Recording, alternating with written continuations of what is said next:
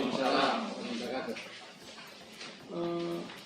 Menindaklanjuti hasil rapid test yang reaktif pada pasien 01, seorang wanita umur 26 tahun pasca melahirkan, dan pasien 02, seorang laki-laki umur 55 tahun. Pasien 01, wanita 26 tahun, hasil swabnya adalah positif, dan pasien laki-laki umur 5 tahun, hasil swabnya positif. Perlu kami sampaikan ke masyarakat bahwa pemerintah serius menangani permasalahan COVID ini. Kedua pasien ini tidak bergejala. Memang sesuai protokol bisa dilakukan isolasi mandiri pada kedua pasien ini.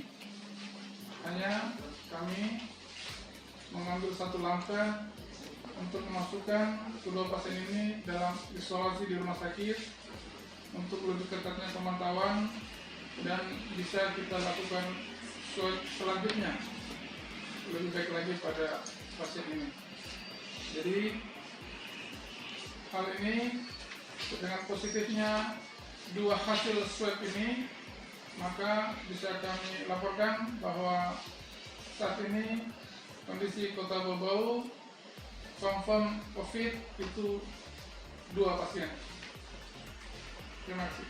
Baik, itu pernyataan dari juru bicara tugas Rumah Sakit Umum Daerah Kota Bau tentang pasien confirm kita. Selanjutnya dipersilakan dengan hormat pada Bapak Kapolres selaku Wakil Ketua Gugus COVID Kota Bau. Silakan Pak. Terima kasih Pak Sekda, Rektor Rumah, juru bicara, dan seluruh rekan-rekan media yang hadir pada malam hari ini. Saya menambahkan apa yang sudah disampaikan oleh juru bicara gugus tugas COVID-19 Kota Bau-Bau. Bahwasannya saat ini Kota Bau-Bau memasuki babak baru. Setelah dinyatakan adanya positif COVID-19 2 orang, maka kita sudah masuk di babak baru.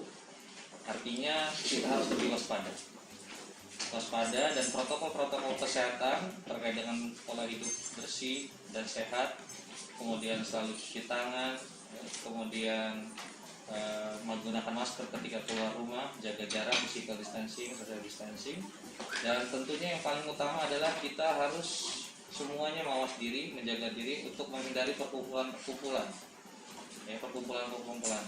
Kami sangat sayangkan di akhir-akhir ini masih banyak saudara-saudara kita, adik-adik kita ya, yang masih melaksanakan aktivitas perkumpulan, baik itu kumpul-kumpul sebelum sahur ataupun sesudah sahur ya dalam jumlah ramai. Nah, saya harap dengan adanya kontrol ini, kita semua harus mawas diri, harus menjaga diri kita, lingkungan kita, dan kita akan lebih tegas lagi dalam hal sosialisasi masalah social distancing dan physical distancing ini. Dan saya berharap semua pihak bisa memahami situasi saat ini. Maka anjuran-anjuran pemerintah, baik itu melalui surat edaran Menteri Agama, baik itu maklumat Kapolri, agar dipatuhi ya, terkait ibadah dari rumah ya, terus kemudian belajar dari rumah, bekerja dari rumah, ini harus dipatuhi. Juga termasuk himbauan untuk tidak mudik ya. Kita sudah memasuki operasi ketupat di tiap-tiap perbatasan wilayah kita. Ini sudah kita siapkan pospam untuk membatasi orang-orang yang keluar masuk ya, terutama orang yang diduga melakukan aktivitas mudik ini sendiri, kecuali hal-hal yang terkait dengan masalah pendistribusian sembako, alat-alat kesehatan ya. Selain itu mungkin kita akan lebih strict lagi masalah pembatasan arus pergerakan kendaraan ataupun orang, terutama di masuk dan keluar wilayah Kota Bogor. Saya kira itu tambahan dari saya. Terima kasih. Terima kasih Bapak Kapolres selaku Wakil Ketua Gugus COVID. Selanjutnya dari Pak Sekda selaku pengarah dari Sekretariat Gugus COVID Kota Bogor. Silakan Pak. Terima kasih yang saya hormati Bapak Kapolres Bau, teman-teman Kepala Dinas, Kepala Badan, Pasien 1, Dr. Lukman, juru bicara COVID-19 Kota Bau-Bau. Alhamdulillah kita masih bisa sehat, ya, sehingga bisa hadir di sini dan patut kita syukuri keadaan kita saat ini. Bahwa tadi sudah diumumkan secara resmi melalui juru bicara COVID-19 Provinsi Sulawesi Tenggara, Bau-Bau hari ini dinyatakan telah positif 2 orang. Kemudian saat ini kami lebih khusus disampaikan oleh Dr. Lukman penegasan lanjutan dari apa yang sudah disampaikan tadi oleh tim gugus COVID Provinsi Sulawesi Tenggara. Ini artinya apa? Bahwa seperti yang disampaikan Pak Kapolres, semakin kita harus sadar bahwa protokol yang diserukan pemerintah terkait dengan jaga jarak, menggunakan masker, cuci tangan, berusaha untuk terus-menerus meningkatkan imunitas diri, ya, harus menjadi perhatian kita. Karena intinya tidak ada satupun yang bisa menyelamatkan diri kita kecuali diri kita. Saya ulangi lagi, yang bisa menyelamatkan diri kita hanya diri kita. Virus ini sesuatu yang tak berbentuk, tidak berwujud.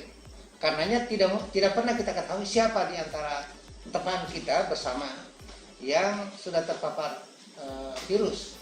Karenanya maka himbauan-himbauan yang tadi sampaikan Pak Kapolres, mari kita ikuti, mari kita patuhi. Termasuk malam ini kami sudah rapat dengan Pak Kapolres dipimpin Pak Wali tadi untuk mencoba membangun kesadaran baru bagi saudara-saudara kita yang masih melaksanakan ibadah sholat tarawih di masjid.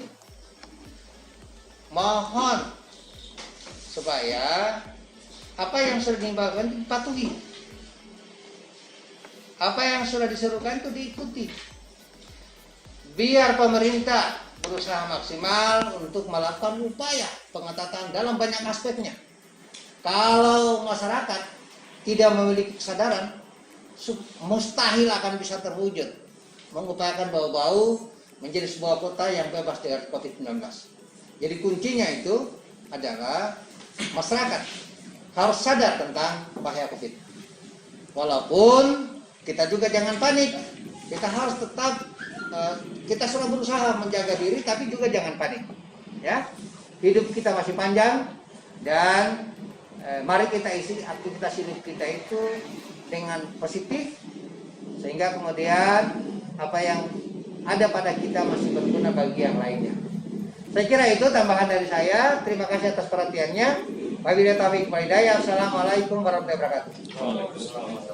Pak Sekda, Pak Kapolres, sudah Lukman di tengah teman-teman, mungkin ada 1, 2, 3 pertanyaan dari Mensi Media, Silakan. Oke, yang pertama untuk Pak Lukman, Bogor sudah diumumkan tadi sama provinsi kalau ada 2 yang positif. Salah satunya adalah ABK kapal Lambelu. Mengingat kemarin banyak sekali yang turun dari Lambelu dan alat rapid test kemarin alasannya kenapa tidak di rapid test karena kekurangan alat rapid test, dan kemarin dibuka sama provinsi ternyata di Kota Bogor ada 500 alat rapid test dan belum dipakai, baru dipakai kurang lebih dari 50 rapid test. Ini gimana Pak untuk penumpang yang lain? Itu mengingat ada sekitar 70-an. Terus untuk Pak Sekda Pak, Bogor sudah masuk zona merah. Bagaimana dengan aktivitas di masjid, mengingat sampai dengan malam ini masih juga ada yang ini melakukan sholat di masjid Pak. Itu saja. Betul. Ya. Ini dan melanjuti Pak Dr. Rahman bahwa 2 pasien 01 dan 02 sudah diisolasi di rumah sakit. Nah, bagaimana dengan lingkaran keluarga atau keluarga sekitar? Apa langkah yang akan dilakukan oleh pihak rumah sakit? Apakah rapid test itu dilakukan khususnya untuk keluarga dekat pasien 01, 02?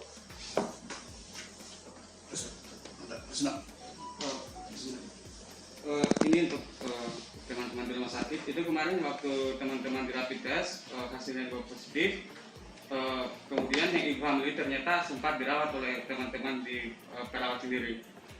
Kemudian rumah sakit tidak melakukan isolasi, tidak melakukan karantina kepada mereka. Kemudian kami dengar ada inisiatif dari seorang dokter yang melakukan karantina. Perlu saya sampaikan ke media bahwa rapid test yang ada itu sistem pengadaannya bertahap. Jadi tidak seperti yang diberitahu bahwa kita punya 400 sekian. Jadi itu didatangkan dari provinsi bertahap 25, 50, 25, 50 seperti itu. Nah, dengan kondisi seperti ini kita tentu melakukan pemeriksaan itu secara benar-benar selektif, memilih pasien-pasien yang kemungkinan beresiko tinggi setelah kita ekstrak dan penyelidikan epidemiologinya jelas. Jadi tidak semua kita periksa. Kalau kita punya rapid test sudah 10.000, bisa saja semua masyarakat di bawah tidak diminta pun kita lakukan itu. Jadi alat tes rapid test yang datang itu bertahap dan itu kita berupaya memaksimalkan dalam pemeriksaannya. Jadi perlu saya sampaikan bahwa rapid test ini adalah modalitas kita untuk menegakkan diagnosis, tetapi dia bukan diagnosis golden standard, bukan hal baku. Dia hanya kita pakai untuk selanjutnya kita lakukan tracing ke belakang, melakukan penyelidikan epidemiologi kepada siapa-siapa saja pasien yang sudah confirm tadi pernah kontak. Selanjutnya untuk pasien 01 dan 02. Pada pasien 01 dan 02 ini seperti saya sampaikan di awal tadi, ini sudah memang bagian dari skenario selama ini. Artinya dia dites pertama kali dan negatif, non reaktif. Selanjutnya di program 7-10 hari setelah tes pertama kali itu harus dilakukan tes ulang dan ternyata hasilnya reaktif. Konsekuensi dari hasil tes itu adalah kita melakukan swab untuk memastikan bahwa apakah pasien tersebut benar-benar confirm atau positif dengan COVID, dan itu telah kita lakukan. Pasien 02 adalah merupakan bagian dari klaster Lambelu. Pasien ini terjaring oleh aktivitas tenaga surveillance kita di puskesmas yang begitu aktif bergerilya mencari orang-orang yang belum terdata ataupun pendatang-pendatang baru. Perlu diketahui bahwa pasien ini tadinya tidak turun melewati protokol yang ada di pelabuhan, tapi karena aktivitas tenaga-tenaga surveillance dan teman-teman RT RW di bawah sehingga bisa terlapor dan terjadi. Ini perlu diapresiasi buat teman-teman yang tenaga surveillance di bawah. Selanjutnya pertanyaan terakhir terkait teman-teman di rumah sakit yang pernah kontak dengan pasien 01. Pasien 01 ini awalnya saat akan melahirkan memang membuat dia banyak ditangani oleh tenaga kesehatan khususnya bidan. Dan perlu saya informasikan di sini, semua bidan di rumah sakit telah kita rapid test. Karena kita atur ketersediaan rapid test kita, tersisa tinggal 10 bidan yang belum di rapid test. Ini juga untuk memberikan kenyamanan bekerja buat tenaga kesehatan kita. Hasil rapid test yang dilakukan di tenaga kesehatan itu, jadi maaf tidak bisa saya sampaikan di sini, tetapi ada bukti yang bisa saya sampaikan ke tenaga kesehatan bahwa demi kewaspadaan silakan jika ingin melakukan isolasi mandiri. Namun rumah sakit pun sudah menyiapkan skenario jika akan dilakukan isolasi mandiri buat tenaga-tenaga kesehatan kita. Jadi dengan keterbatasan yang ada, alat rapid test yang dikatakan tadinya 500 ternyata proses pengirimannya itu bertahap, tetapi kita masih bisa melakukan tes pada tenaga-tenaga bidan kita, pada tenaga-tenaga kesehatan yang ada di rumah sakit, dan kita lakukan itu bertahap. Ini menunjukkan keseriusan pemerintah menjamin tenaga kesehatannya tetap tenang bekerja dalam menangani COVID. Karena memang jika ada rapid test, maka yang pertama kita prioritaskan adalah tenaga kesehatan kita, dokter-dokter kita, bapak-bapak polisi, aparat yang bertugas di lapangan yang bisa kontak langsung, teman-teman surveillance ataupun dokter-dokter di puskesmas. Saya kira demikian. Baik, Pak Sekda. Jauh sebelum bulan Ramadan sudah keluar maklumat Kapolri. Sudah ada penyampaian dari Menteri Agama. Sudah ada himbauan dari Gubernur. Sudah ada juga himbauan yang dikeluarkan oleh unsur-unsur yang terkait dengan aktivitas di bulan Ramadan. Waktu itu yang bertanda tangan di surat himbauan yang dari Kota Bau-Bau, pertama Ketua Dewan Masjid, kedua Kemenak, ketiga Ketua MUI. Diketahui oleh Wali Kota. Isinya menghimbau agar seperti yang termuat, saya kira saudara sudah melihat himbauan itu. Artinya apa? Kalau semua masyarakat Bau-Bau sadar, menganggap itu penting, menganggap itu hal yang harus mereka patuhi, maka pasti harus dipatuhi. Bahwa kemudian faktanya masih ada yang belum, inilah yang beberapa malam terakhir ini kami pantau kondisi masjid. Saya jujur jalan itu, mengamati, mencatat masjid-masjid yang ada dalam pusat Kota Bau-Bau yang masih banyak jamaahnya. Kemarin saya sudah minta kepada Kemenak Kota Bau-Bau, Kabakesra untuk mendatangi semua pengurus masjid yang masih menyelenggarakan aktivitas sholat tarawih di masjidnya. Hari ini saya mendapat catatan tadi, ada yang sampaikan, ada satu masjid yang sampai berdebat dengan Kepala Satpol PP. Ada itu, ada.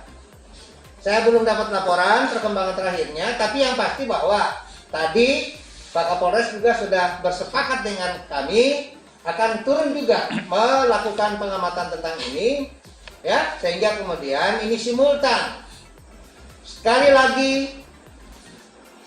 bahwa pemerintah dan aparat keamanan telah berusaha sungguh-sungguh membangun iklim agar COVID ini bisa terputus persebarannya di Bau-Bau. Saya ulangi, berupaya membuat iklim agar COVID terputus di Bau-Bau persebarannya. Hanya kembali kepada kesadaran kita sebagai warga masyarakat. Tidak akan ada gunanya himbauan, tidak akan ada gunanya maklumat Pak Kapolri kalau kita tidak sadar soal ini. Saya kira itu tambahan dari saya. Kapolres mungkin ada yang menjelaskan. Baik. Jadi saya menambahkan yang disampaikan oleh Pak Sekda terkait ibadah di masjid. Ini sebetulnya perlu diluruskan bahwa tidak ada himbauan ataupun larangan untuk melaksanakan ibadah baik itu sholat wajib maupun sholat sunnah, taraweh. Ya, tidak ada himbauan dari pemerintah untuk melarang itu. Hanya saja himbauannya untuk melaksanakannya di rumah. Ya, hanya saja pelaksanaannya itu di rumah. Saya kira ini adalah langkah yang paling tepat. Ya. Sudah melalui kajian agama, kemudian dari kesehatan, sehingga pemerintah pusat melalui surat edaran Menteri Agama, lalu kemudian surat himbauan dari MUI, ya, terus kemudian maklumat Kapolri, ini sudah melalui kajian semata-mata untuk melakukan pencegahan, memutus mata rantai. Saya kira ini harus disepakati oleh semua pihak. Kembali lagi ke nawaitu kita, ini semata-mata untuk mencegah penyebaran COVID-19 yang begitu masif dan begitu cepat, sehingga permasalahan yang kita hadapi bisa segera selesai, bisa segera tuntas. Jadi mohon kiranya tidak menjadi sebuah perdebatan, ya, mohon kiranya untuk tidak menjadi sebuah perdebatan. Dan bila mana masih ada masjid-masjid yang masih menyelenggarakan secara terus-menerus, kita melakukan himbauan, ya, patroli berkeliling, kemudian menghimbau pada pengurus masjid, ya, untuk menyesuaikan dengan himbauan pemerintah. Saya kira itu, Pak. Sudah ada upaya dari pemerintah untuk memberikan sokongan terkait dengan isolasi mandiri yang akan dilakukan pada mereka, ya. dengan memasok bantuan sembako itu dimanfaatkan oleh keluarga-keluarga tersebut, ya, sehingga ya diharapkan tidak ada masalah dengan pemenuhan kebutuhan hidup mereka. Ini kita punya dua pilihan. Pilihannya satu, bisa kita tracing ulang dengan melakukan rapid test. Bisa juga jika memang gejala ada menonjol langsung dilakukan swab, karena pada kelompok ini adalah kelompok dengan resiko sangat tinggi. Jadi skenario bisa dua hal itu. Tetapi untuk melakukan swab kita punya keterbatasan terkait ketersediaan VTM dan pengirimannya untuk pemeriksaan di Makassar. Jadi kemungkinan kita akan menempuh langkah yang pertama dulu, yaitu dengan melakukan rapid test pada keluarga-keluarga yang confirm, ya, yang sudah confirm tadi. Saya sambung tadi dari pernyataannya Dr. Lukman, kalau untuk hasil rapid testnya itu kan pengirimannya berkala, Pak. Jadi saya ingin pastikan untuk rapid test di Bawau ini sekarang ada berapa. Jadi untuk saat ini alat rapid test yang ada di Kota Bawau itu ada berapa, gitu. Kemudian untuk pasien yang keluar ini untuk protapnya sebaiknya itu bagaimana yang bagus? Apakah dari hasil rapid test positif mereka kembalikan ke rumah atau digunakan ruang isolasi yang ada di rumah sakit? Masalahnya kan kalau kita bilang hasil rapid test positif berarti di situ kan ada antibody, ada virus gitu. Masa kita harus entah itu virus corona atau bukan, kenapa pasien positif rapid test dikembalikan lagi ke lingkungan gitu? Terima kasih. Jadi kondisi alat rapid test sampai dengan saat ini sebenarnya 500 sekian, 509. Tetapi seperti yang saya sampaikan di awal tadi, kita diberikan bertahap. Pertama bantuan dari provinsi, bantuan dari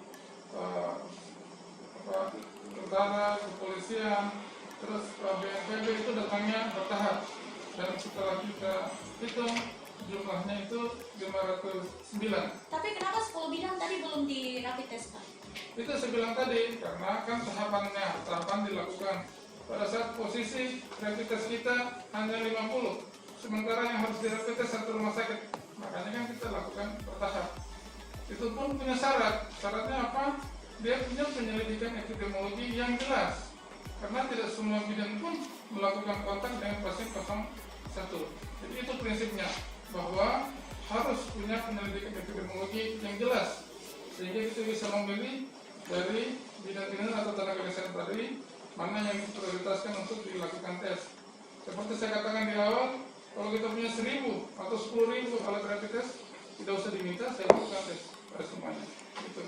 Kalau terkait protokol, pasien ini sudah confirm, bukan lagi bicara antibody yang reaktif atau tidak, dia sudah confirm lewat swabnya. Pak, untuk wilayah lingkungan pasien 01 dan 02, apakah kedepannya akan terus dilakukan penyemprotan? Disinfektan, kita tahu mereka ada di dalam. Yang kedua, Pak, saya mau bertanya, bagaimana penanganan kepada tim medis Kota Bawau, misalnya supaya jangan lagi menjangkit kepada keluarga mereka? Apakah mereka akan dirumahkan atau mereka akan disiapkan? Seperti itu, Pak. Pak Sekda dengan Kepala BPD bisa jawab. Oke. Khusus yang tim kesehatan itu nanti akan kita carikan satu tempat khusus, ya, untuk mereka tempati selama berperan, termasuk masa inkubasi, ya, hingga kemudian insya Allah aman lah. Ya, jadi tertutup kemungkinan untuk ada persebaran tambahan tentang itu. Nah, kalau soal semprotnya, ini biasanya yang semprot Pak Kapolres dengan BPBD. Silakan BPBD. Ya, terima kasih Pak Kapolres dan Pak Sekda nanti serta seluruh rekan-rekan wartawan, bahwa untuk kami di BPBD memang fokus di pencegahan, sehingga mulai hari ini kami sudah pikir untuk sampai besok dan seterusnya itu yang kami fokuskan tadi itu adalah rumah yang dijemput tadi. Akan kami lakukan penyemprotan secara terus-menerus di rumahnya. Mungkin satu hari, kemudian hari ketiga kita semprot lagi secara terus-menerus. Kira itu. Saat ini kondisi Kota Bawau sudah ada positif. Bagaimana kemudian langkah konkret pemerintah dalam hal ini gugus tugas untuk mengatasi kondisi internal dan eksternal melalui pintu masuk untuk mencegah masuknya persebaran yang baru. Sekarang kan sudah dua kondisi, awalnya hanya dari pintu masuk dari luar. Saat ini sudah ada positif di dalam. Apalah langkah konkret yang dipersiapkan seperti itu. Ya. Pak Kapolres, Wakil Ketua Gugus ya. Baik, jadi seperti yang saya sampaikan di awal, kita sudah masuk di bawah target kota Bau-Bau ini, tentu tingkat kewaspadaan kita harus lebih kita tingkatkan lagi. Pintu-pintu masuk menuju dan keluar dari kota Bau-Bau ini tentu harus akan lebih kita perketat lagi. Ya, di beberapa perbatasan, titik-titik perbatasan kita melakukan post checkpoint. Selama 1 minggu ini kita laksanakan sosialisasi untuk selain warga Bau-Bau untuk tidak masuk ke kota Bau-Bau. Ya. Setelah 1 minggu ini kita akan masuk ke tahapan penindakan, ya, penertiban, ya, diikuti dengan penindakan dilakukan. Tentu ini menjadi sebuah langkah nyata kita untuk lebih serius lagi melokalisir supaya tidak semakin banyak potensi-potensi penyebaran yang masuk ke kota Bau-Bau sendiri. Nah, terus kemudian tentu dengan situasi saat ini kita mengharapkan kerjasama semua pihak, ya, untuk semua menjaga diri untuk tidak beraktivitas keluar rumah. Ya. Tentu kita akan melaksanakan kegiatan penertiban ini lebih intens lagi, baik itu jumlah kegiatannya maupun pola-pola kegiatannya. Tentu kita akan lebih fokus lagi, ya, tempat-tempat yang menjadi biasanya kumpulan-kumpulan masyarakat, ya, baik itu di tempat wisata ataupun tempat-tempat yang situasional digunakan sebagai tempat berkumpul, ini akan menjadi konsentrasi kita. Saya berharap kerjasama semua pihak, ya, untuk saling menjaga diri dengan situasi saat ini. Kita tidak boleh panik, ya, kita tidak boleh cemas, tapi wujud kepanikan yang baik itu adalah dengan kewaspadaan. Meningkatkan kewaspadaan. Tambahan sedikit, banyak pihak warga termasuk warga netizen yang menginginkan mendorong ketegasan pemerintah untuk menghentikan sementara aktivitas pelayaran pesawat. Apakah bisa pemerintah Kota Bau-Bau meneruskan itu ke pemerintah pusat untuk memberikan kepastian tidak adanya pengunjung yang masuk tadi? Ya, saya informasikan pada kesempatan ini bahwa saat ini sudah tidak ada lagi penerbangan dari dan ke, ya, menuju ke Bau-Bau, baik dari Kendari, Makassar yang melalui pelabuhan udara menggunakan pesawat maupun menggunakan Pelni saat ini sudah tidak ada. Ya, hanya saja perlu diwaspadai adalah kapal cepat, ya, terus kemudian kapal antar pulau yang masih beroperasi saat ini, ya, ini yang menjadi titik-titik sentra pengawasan kita. Kalau untuk pesawat komersial kemudian kapal Pelni sudah tidak ada lagi aktivitas. Ya. Berarti ke depannya kalau ada yang positif rapid test akan dikeluarkan lagi ke rumah, ya, Dok, ya? Maksudnya ini kan tentang kesiapannya Rusunawa, Dok. Bagaimana dari pemerintah kota tentang kesiapannya Rusunawa untuk sebagai tempat isolasi terpadu dari para yang penderita ini? Oke, jadi begini, tadi dokter sudah menjelaskan bahwa ada pertimbangan medis. Kalau menyimak apa yang beliau sampaikan tadi, keputusan untuk melakukan isolasi di rumah atau di rumah sakit, ya, itu semua didasarkan oleh pertimbangan medis. Jadi misalnya kemarin, mengapa pada saat setelah di rapid test tidak dimasukkan dari rumah sakit? Kembali kepada pertimbangan medis, kan begitu, Dr. Lukman, ya. Jadi semua penentunya adalah pertimbangan medis. Dari mana itu pertimbangan medisnya? Di sini kan resikonya kan lebih besar kalau pasien yang ada di rumah gitu. Maksudnya Ada contoh, inilah yang harus kita coba, adik-adik wartawan harus mencoba menyebarkan informasi bahwa di atas segalanya ada kesadaran yang harus terbangun di masyarakat. Karena apa? Contoh pada kasus yang lain di tempat lain, ada seorang yang kebetulan ditetapkan positif COVID, ya. Dia mengisolasi dirinya di rumah dan sembuh. Sudah ada hasil swabnya, sembuh, ya. Jadi bukan soal pilihan di mana atau bagaimana, tergantung pada pertimbangan medisnya. Kalau ternyata lebih besar harus dipertimbangkan untuk diisolasi di rumah sakit, maka putusannya di rumah sakit. Tapi kalau umpama ternyata pertimbangannya lebih baik diisolasi di rumah secara mandiri, nanti diawasi, dipantau secara ketat, ya, itu saya kira juga pilihan yang tepat. Jadi bukan soal mempertentangkan harus ini, harus bukan. Semua pada pertimbangan medis, gitu. Ini tolong disampaikan juga kepada masyarakat soal ini, supaya kemudian tidak menjadi isu, tidak menjadi sesuatu yang. Kesiapan rusunawanya sendiri Pak, bagaimana? Kita belum bicara soal rusunawa ini. Pak, dari mana data rusunawa? Kita baru belum. Kita tidak bicara soal rusunawa ini. Kita bicara soal rumah sakit kita yang saat ini diperankan, difungsikan, ya, sebagai tempat sebagai rumah sakit rujukan COVID. Begitu ya, deh. Oke. Pak, soal pertimbangan medis saya, Pak, Bapak juga menjelaskan pertimbangan kenapa kemudian mereka dimakan yang kemudian positif rapid test itu. Bapak belum jelaskan. Tapi kami hanya mau tahu pertimbangan medisnya. Mana baiknya ketika orang yang positif harus dikembalikan ke rumah dan kembali menuntut juga kepada pihak bahwa dia menuntut karena bilang dia tidak positif. Itu ada kata diungkapkan. Berarti dia sudah bertemu dengan orang lain selain orang dalam wilayah sendiri. Berarti pertimbangan medis ini agak fatal kiranya, Pak, ketika orang harus dirumahkan saat dia positif. Tolong jelaskan, Dok, bagaimana kira-kira kan hasilnya rapid test ini bukan positif negatif tapi reaktif ya. Itu dulu, Dok, supaya Jadi rapid test itu proses pembacaannya adalah reaktif atau non-reaktif. Artinya dia reaktif mendeteksi peningkatan antibodi pada saat orang terpapar virus corona ini. Jadi dalam melakukan langkah-langkah penanganan medis itu ada protokolnya.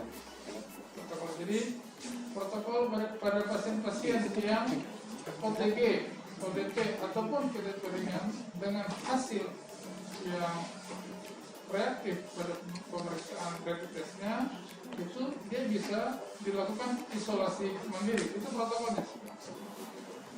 Bisa dilakukan isolasi mandiri dengan pemberian pemantauan yang ketat.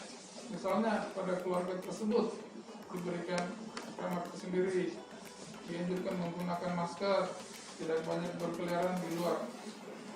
Tetapi hal-hal ini kan sebatas himbauan kita ke pasiennya. Kembali lagi seperti yang dikatakan oleh Pak Sekda tadi, ini berulang bagaimana tingkat kesadaran kita, tingkat kewaspadaan kita terhadap penyakit ini. Inilah yang menjadi pertimbangan-pertimbangan kita. Kenapa pasien 01 dan 02 ini kita pilih untuk dilakukan isolasi di rumah sakit kita. Begitu. Untuk memutus rantai penyebaran. Terakhir Pak Dok, terkait dengan proses perawatan pengobatan pasien yang dua tadi sebagai bentuk dukungan untuk mereka dua pasien tadi, apa yang kemudian dilakukan perawatan dan pengobatannya? Jadi pendekatan terapi pada pasien-pasien selalu terbagi atas dua hal. Satu, pendekatan terapi non farmakologis. Kedua, pendekatan terapi farmakologis. Pendekatan terapi non farmakologis itu meliputi anjuran kita terhadap pasien untuk menjaga kebersihan diri, melakukan PHBS, sering mencuci tangan, menggunakan masker, makan makanan bergizi, lebih rileks. Itu kan anjuran-anjuran non farmakologis.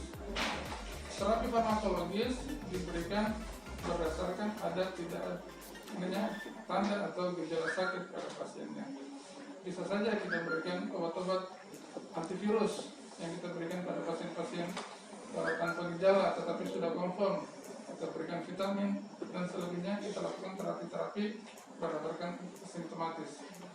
Panduan yang dikeluarkan baik itu oleh BNN, baik itu oleh Persatuan Dokter Paru, Dokter Anak, seluruhnya menganjurkan protokolnya seperti itu. Baik, terima kasih banyak Pak Kapolres, Pak Sekda, Pak Dr. Lukman, Pak BKUD, Pak Kadis Kesehatan, Pak Setia Satu, kita semua adik-adik wartawan. Terima kasih banyak atas kehadiran tempat ini. Tetap jaga kesehatan, tetap berjarak. Demikian dari kami. Billahi taufiq wal hidayah. Wassalamualaikum warahmatullahi wabarakatuh. Waalaikumsalam.